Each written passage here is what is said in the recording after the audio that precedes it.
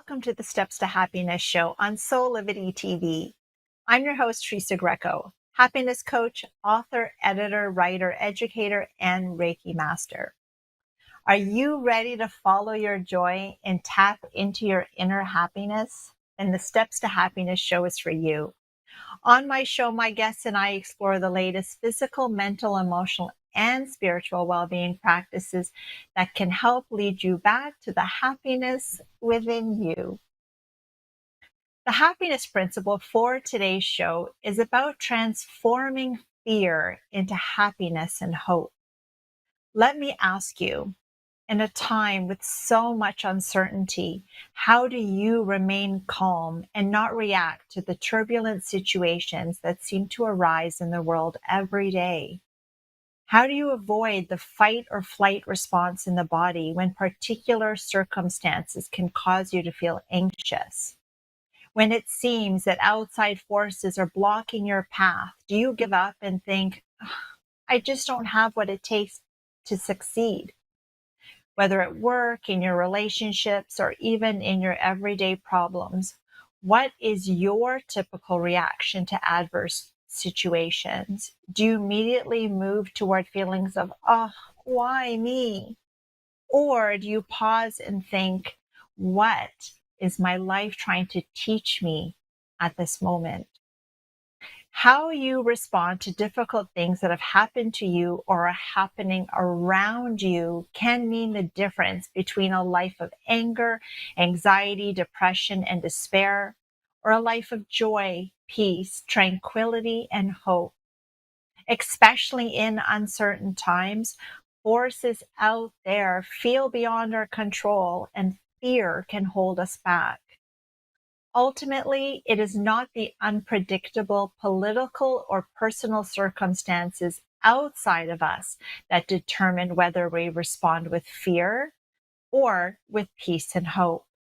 Instead, one must accept the reality that external events are not under our control. The only thing we can control is our response to those events. On today's show, we'll be talking about fear, what it really is, and the steps that we can take to transform those feelings of fear into peace and happiness. I'll see you after the break, and I'll introduce my first guest.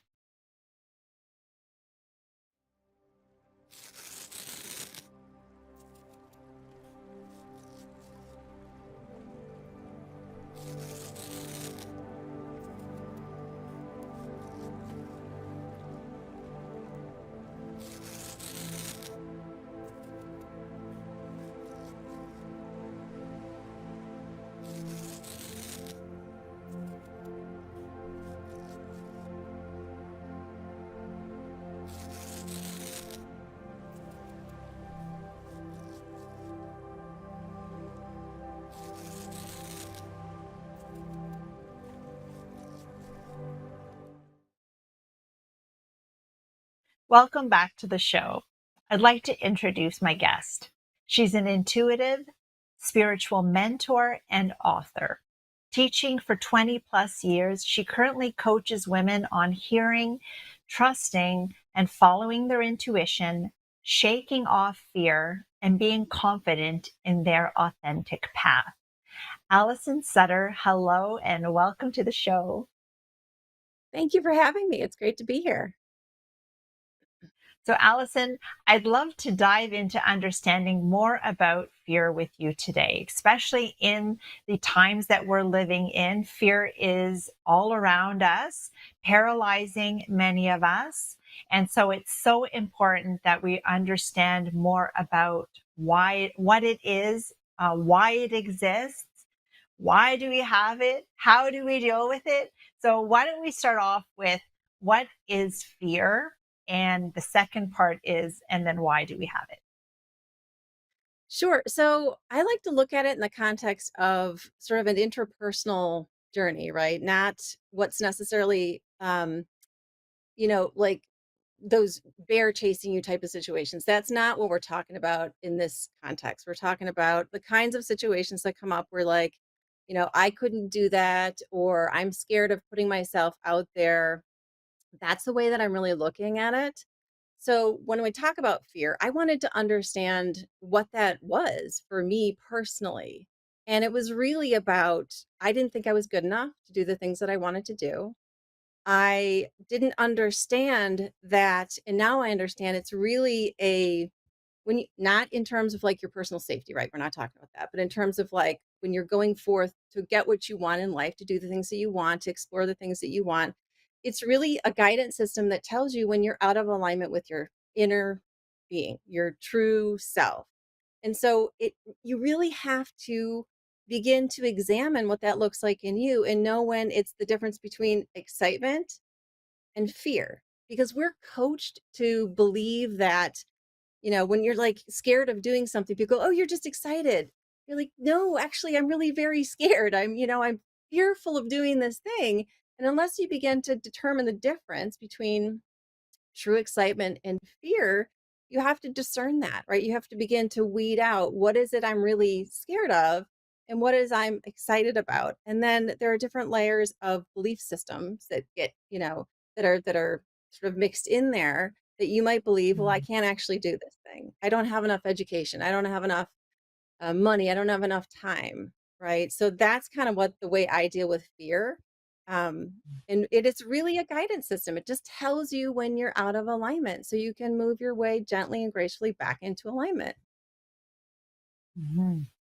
So it's a little bit different. So the safety factor of fear, let's say, that would prevent us from jumping off a bridge Yeah. and hurting us, or even that we'll see that maybe that innate sense of fear with little children, right? I know there was studies done that where children were brought to an edge of a table when, as Mhm. infants, and that they innately knew that they needed to back away from it, and that it was unsafe for them.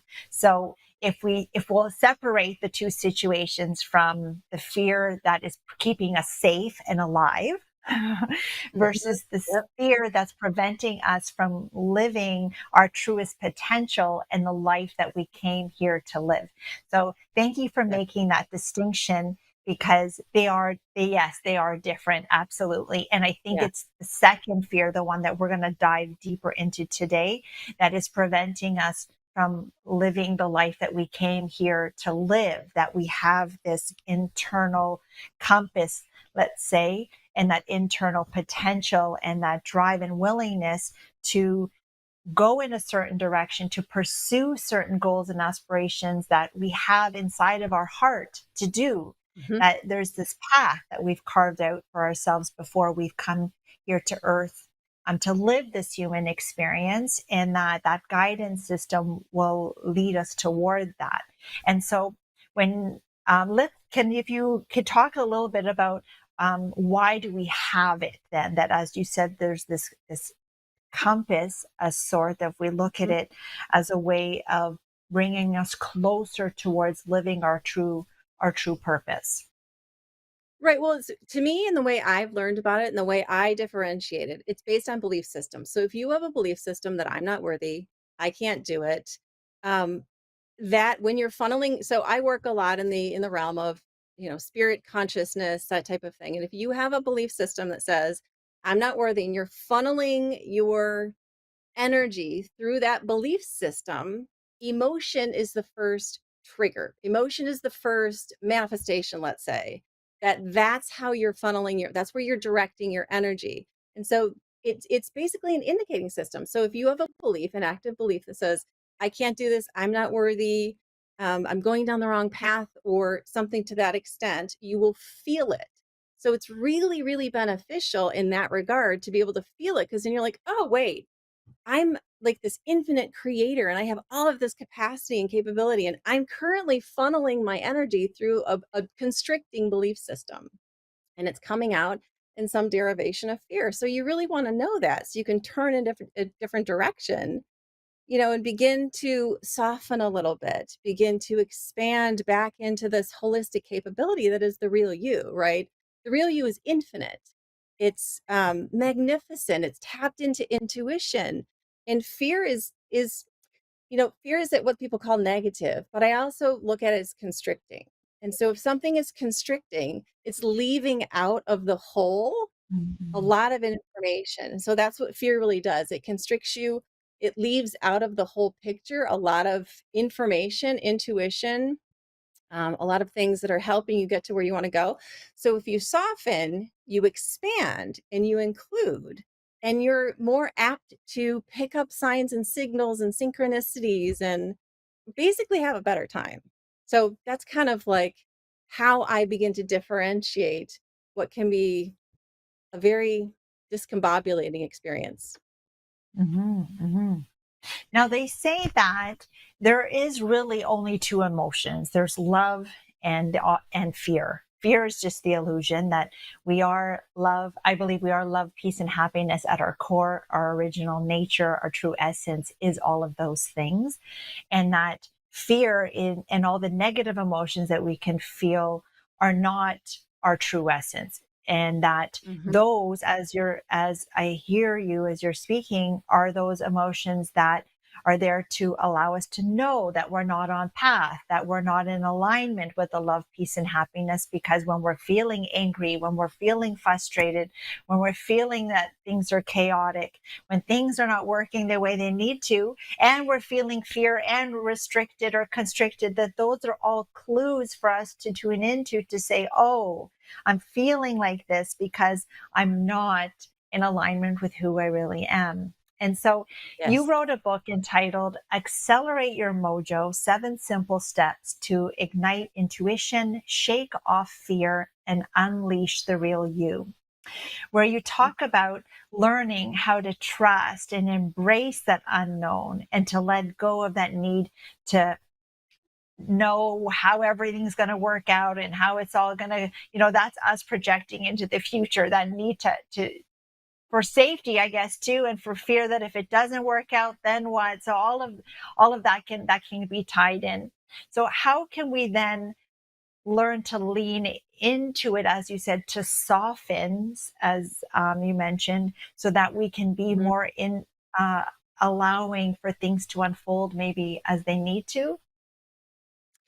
Well, I'll give you a formula, and anyone can follow this formula because I don't believe in prescriptive steps. A lot of what I teach is based on intuition. So I'll give a formula. And if a person follows that formula, they will get the how part of what they need. And it goes like this: it goes, follow your highest level of excitement from the choices you have before you in any given moment.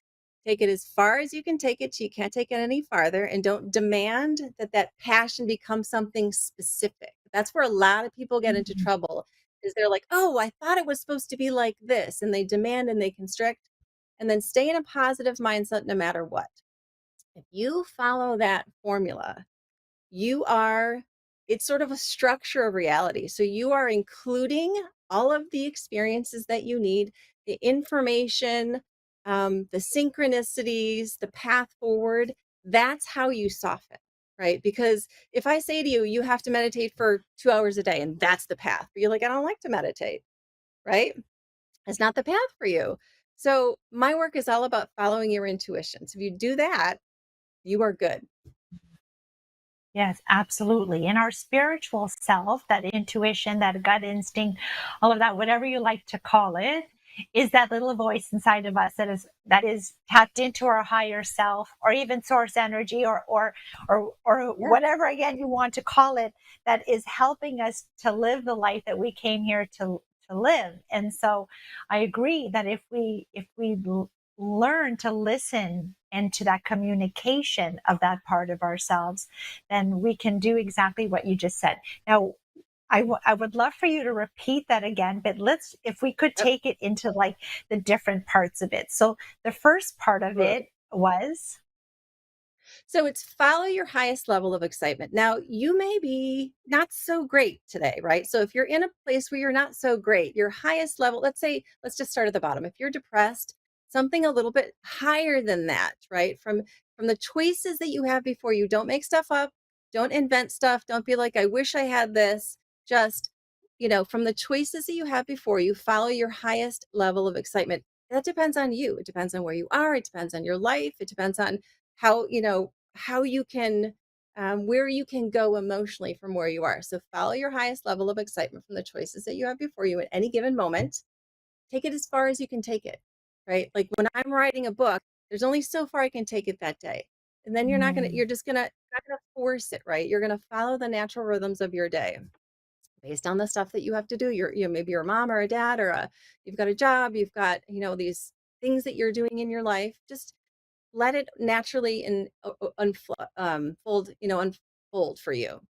Um, don't force it. So when I say this is difficult for people who set goals, because when you set a goal, you try to envision exactly what it's going to be, and you set a date and you set a time, and you're like, it has to be like this. What I'm Yeah. telling you is the opposite. Let it just become what it's supposed to become. And then don't, you know, stay in a positive mindset as much as possible, as much as humanly possible. So that's kind of the basic formula. That's the structure of reality. If you do that, you have all the synchronicities that you need. You get in touch with the right people. You have all the right information, and you learn to trust that you actually are on the right path always. Right, Mm-hmm. always, no matter what happens, always you're on the right path. Thank you. So I'm just reflecting on myself in all those different steps, and I'll say that the part that I feel like I get tripped up on is the pushing yourself to that point and then not having any judgment about it, right? That then I feel because I'm so hard on myself, I just feel like, well, I should have done a little bit more. Or, I recently went away and then I didn't do some of the things that I had initially planned to do. And then I feel like there's all this kind of like guilt and pressure we put on ourselves and disappointment when we get hard on ourselves. Or if things don't turn out, if you're a perfectionist, they don't turn out the way maybe you had thought they would. And then again, there's all this like guilt and shame and all these negative feelings. So I feel like when I get tripped up on that part, that I need to remind myself to let that part go and to be okay with it and to allow it to unfold as it should. And then the last part about trying to stay positive about it, because I think we can go into that, especially the perfectionists can go into that rabbit hole of feeling like you're never doing enough and it's never turning out the Right. way that you want it to. So if we really do trust that we're always on the right path and that we're always doing enough, see that's where emotion comes in, right? If you have a negative emotion about something that's happening, it's because you're funneling your consciousness through an active belief system. And the active belief system usually is I didn't do enough. Mhm. I should have done something differently in order to do better, right? So you can ask yourself, what would I need to believe is true about myself in relationship to this situation to feel the way I do? That exposes what you are funneling your energy through in that moment. So you can Yes. say, if I move forward in the way that I want to, what am I fearful is going to happen, right? You want to just expose it, be honest with it, Yes. be aware of it so that you can shift and change and focus your energy elsewhere and not necessarily always be funneling it through what are considered negative belief systems. Yes, thank you. That's true. And it's important that we become consciously aware of those unconscious beliefs that we have that govern the way we live every day. And as you said that, I'm like, oh yes, that's true. There are underlying beliefs that are causing me to feel like I'm not doing enough. That, Yeah. many of us are more human doings than we are human beings. And this idea that we always have to be doing and pushing ourselves to the limit, otherwise we're not going to accomplish our goals. And it's like there's a lot. So in Yeah. that amazing, that's just that little formula that you've come up Yeah. with, actually can, if you go into each part of it, um, it's actually quite deep, and it allows us to awaken to how we're really living our everyday lives. Yeah, it's if you just take that one statement and you really digest it and you really follow it and you're honest with yourself, you will Mhm. see for yourself and expose for yourself your own limitations in your belief systems. You will see where you are focusing your energy. And then once you're aware of it, a lot of people um, have been trained to think they can't go into those negative belief systems and look at them because they feel like they're gonna, it's going to take them over, right? It feels like they're Mhm. going to be encompassed by this negative energy. But when you expose it, it really loses its power, right? It doesn't Mhm. govern us the way that it does when you're trying to hide from it, or you're trying to keep it a secret, or you don't acknowledge that you actually feel that way. And fear is like that for a lot of people. They've been trained that if they, even look at it or examine it, that they're weak, or they look at it as a some kind of universal statement that they're on the wrong path or going in the wrong way. And it's like, no, it's just a signaling system to how you are funneling your consciousness. Where are you putting it through? What kind of belief system? One in which Mhm. constricts, or one in which is expansive, inclusive, and benevolent versus something else. And so it's just, you just got to know where you are, really putting your energy in that time, and just learn more about it. Learn more about yourself as a Mhm. consciousness that's functioning in this time space Mhm. reality. And they are all limiting beliefs. It's all part of the programming, the conditions, the paradigms that we live by unconsciously on autopilot, not really Yeah. questioning it. And if they're limiting us from living our fullest potential and the life that we really want to live, it's important that we do expose them and look at them. So thank you for pointing that out. Now, the last part of it, can you repeat that part again about being positive or something? Or something, right?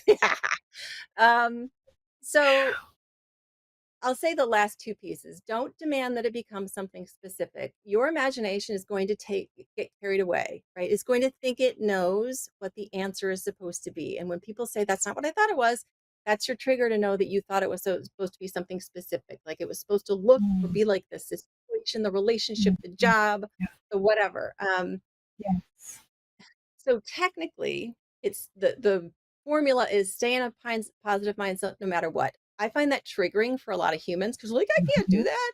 So I simply say stay in a positive mindset or a positive-ish mindset as often as you can, right? Soften it. Don't demand something of yourself that you don't think you're capable of doing. Just and what that is invitation to look at something from a different perspective. Um, Mm. there is always going to be a challenge or challenges in your life, which just means Mhm. something went in a direction you didn't anticipate, something you didn't prefer. So I challenge you, I invite you to learn to look at things from a different POV, right? In writing, you have a POV, a point of view about a character, or a character has a point of view, right? Yes. Exercise your ability to literally do some psychic shifts. And reading is a great way to do that. But when you have a different, when you understand your ability to literally shift your POV, you can shift your point of view on your own experiences and ask yourself, okay, so if there's positive and negative and neutral, and I have the capability of looking at this situation on any of these different angles, I invite that. Mhm. What in this situation can I extract that benefits me, that lets me know Yeah. more about myself in a way that I think would be really interesting? Yes, I agree. And many of us are stuck in our own perspective, right? 99% of how we navigate or see the world is through our own lens of perception. And so it can be difficult for people to see a situation differently. So, for example, my daughter and I are watching Bachelor on TV, and we're watching the the bachelorettes there, and they are, they're stuck in this situation and they're only seeing it from a certain point of view, and I'm looking at it going, wow, like it's not actually like I don't see it in the same way that you're seeing it, and we get so stuck in that. And so it is, I love the idea of an invitation to try to see it from another angle, and that we all, a lot of us is always a why me, instead of like, how is this for me, or how can I see it in a more positive way. At first when you said it, I was like, oh, I just feel like that's, how can we put a positive twist on this when we're not feeling really positive about it? And I think that that's That's really hard to do when you don't feel really positive about it. But Yeah. maybe, yes, that trying to see it from a different point of view can then get you, because it all starts at the level of the mind first, right? Our thoughts then lead us Mhm. into the emotions. And so if we can think about it in a different way, then we might feel differently about it afterwards. Well, when you watch television, you don't, I bet you don't even know how many times, or you don't pay attention to how many times the camera is shifting point of view. Pay attention to how many times that Mm, camera is actually shifting its point of view and notice how seamless it seems to you. You can do the same thing as a conscious creator. You can shift your point of view, take all the angles in. Yes, there's constriction. Yes, there's expansion. Yes, there's neutrality. Which point of view would I like to take at this moment? And don't force positivity on yourself. That's toxic positivity. If you're just not in the mood, just let it go. Go to bed, take a nap, do something mm, fun. Come at it at a time where you're feeling a little less triggered, a little less, mm, you know, mhm, stuck. Just don't force anything to happen, and even your point of view when you're just not ready, because it's not mhm, fun. A lot of work. mhm. Right, right. So I have time for just one more quick question, which is how can we bring ourselves back to the love, peace, and happiness that we are? As I said, if there is only love and fear is just the illusion or false evidence appearing real, some people, I like that acronym when we place it like that. And so if that is true about us, how can Mhm. what quick steps that we can take to remember who we really are so that we don't get sucked into the fear, but we can stay connected and return ourselves to that which we really are? Follow that formula. Follow it in everything from the socks that you wear to the food that you eat to what you're going to do next in your day. That will softly and securely and systematically return you to that place of inner peace, because you are following your inner guidance. You are following your intuition, and your intuition is a benevolent energy leading you down the path of least resistance to everything that you want. Yeah. So you know what? If you're in a low place, maybe the path of least resistance or the highest excitement is just watching Netflix or a show on TV. Maybe it's going to take a walk. Maybe it's calling that colleague. Maybe like it depends on you. You have to know what you are being inspired to do to help you softly and smoothly get back to that place of life is good. It's easy. It's okay. I'm going to be okay. Mhm. And if we can trust that it is always unfolding exactly as it needs to, it's that trusting in how Mm. that everything is exactly perfect in every moment. It's yeah, and I Yep. love that. If we can just release into that, it's just like, oh, a huge weight is like taken off your shoulders to say like everything is exact, you are exactly perfect exactly as you are, and nothing needs to be different. It's exactly perfect. Mhm. Yeah, you just have to begin to witness and be aware of the ways in which things are always working out for you, even when you don't know how, and then connect the dots, because that's going to be a statement that goes right over most people's heads at the beginning. And then say it again and then prove to yourself, oh, okay, I see how things are always working out for me. And a lot of it's hindsight, but it can be foresight as well. So Mhm. just be easy to us that it's all a step along the way. We're never done. We never get it done. We're never, making a mistake. It's Mhm. all good.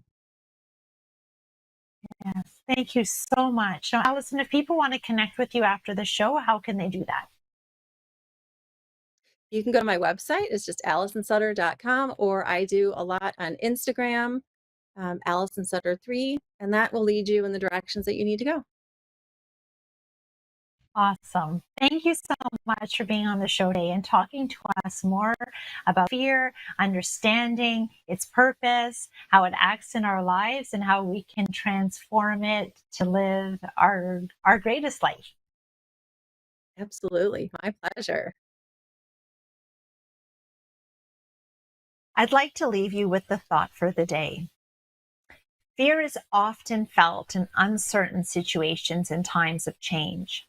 Everything depends on how we choose to relate to uncertainty, which is just life's constant stream of new events and challenges. Great things can emerge from uncertainty, such as the next important discovery, realization, or insight. With change comes renewal, which we see in nature every spring, every sunrise, and with every new birth. So, why do many of us suffer through crisis and uncertain times with self-doubt and fear, leaving us feeling weak, helpless, and insecure? These feelings are clues that are telling us we are disconnected from our essential self and true nature. Feeling anxious or stressed is your body's way of telling you that what is happening around you is not in alignment with your higher self. This is your body sending you signals to take action, to realign yourself with your inner spirit's natural state, which is joy, peace, and love. When we lose touch with our spirit is when we can start to feel negative emotions, have doubts, and are not sure what to do. When you don't know what to do and things feel chaotic, that is the time to get still. Meditation can assist you with centering yourself and reconnecting with the peacefulness of your inner spirit. Practicing mindfulness at any point during the day when negative emotions seem to be getting the best of you. You can just take some few long, deep breaths, and it'll bring you back to yourself in just a few minutes. By staying connected to our spirit and being in the now, we can remain untouched by fear by placing our trust in our true self at every moment to remain grounded in hope, peace, and happiness. Thank you for joining me today, and I look forward to being with you next week on the Steps to Happiness show with Teresa Greco.